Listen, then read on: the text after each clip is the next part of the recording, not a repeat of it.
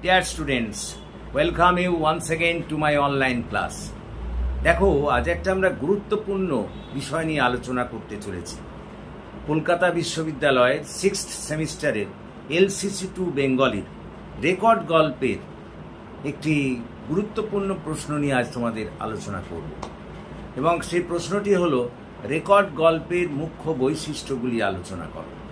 দেখো নারায়ণ গঙ্গোপাধ্যায়ের লেখা এই রেকর্ড গল্পটিকে আমরা যদি বিশ্লেষণ করি তাহলে বিশেষ কিছু বৈশিষ্ট্য খুঁজে পাওয়া যায় এবং সেই বৈশিষ্ট্য হলো এই যে প্রথমত এটি একটি ছোট গল্প। স্বাভাবিকভাবেই ছোট গল্পের সমস্ত মুখ্য বৈশিষ্ট্যগুলি এখানে বিরাজমান। দ্বিতীয়ত এটা কিন্তু লেখকের একটা বাস্তব অভিজ্ঞতার ফল, তার ব্যক্তিগত অভিজ্ঞতার ফলশ্রুতি হিসেবেই গঠিত হয়েছে কিন্তু এই গল্পটি। তৃতীয়ত এই গল্পের মধ্যে দিয়ে একটা বিশ্বব্যাপী বিপ্লবী মনোভাবের একটা স্বতঃস্ফূর্ত বিকাশ তিনি এখানে ঘটিয়েছেন। চতুর্থত এই রেকর্ড গল্পটি যদি আমরা বিশ্লেষণ করি তাহলে দেখব যে কিভাবে একটা সুর মানুষের জীবনকে বিশেষভাবে প্রভাবিত করে। এই গল্পেই দেখা যায় যে লেখক যে রেকর্ডটি কিনে নিয়ে এসেছিলেন সেই রেকর্ডের তার একটা সুর শুনে মনে হয়েছিল সেটা যেন তার অনেক দিনের পরিচিত সুর।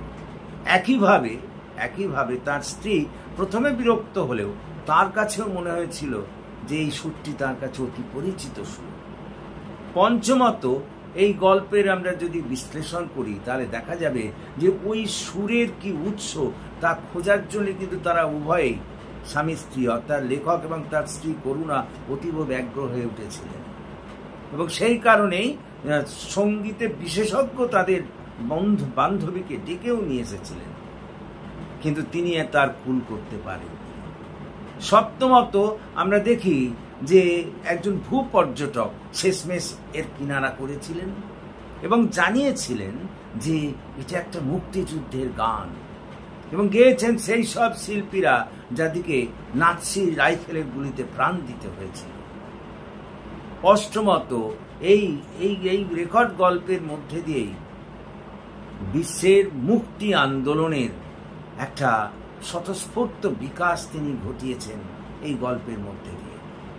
সময়ের সঙ্গে সঙ্গে সবকিছুই পরিবর্তিত হয়, কিন্তু মুক্তি আন্দোলনের যে আকাঙ্ক্ষা আশা সেটা কিন্তু পরিবর্তিত হয় না। এবং পরিশেষে আমরা বলতে পারি যে ওই সুরটার যে সুর তারা ওই রেকর্ডের মধ্যে দিয়ে শুনেছিলেন তাকে জানার জন্য তাদের মধ্যে যে একটা আকুতি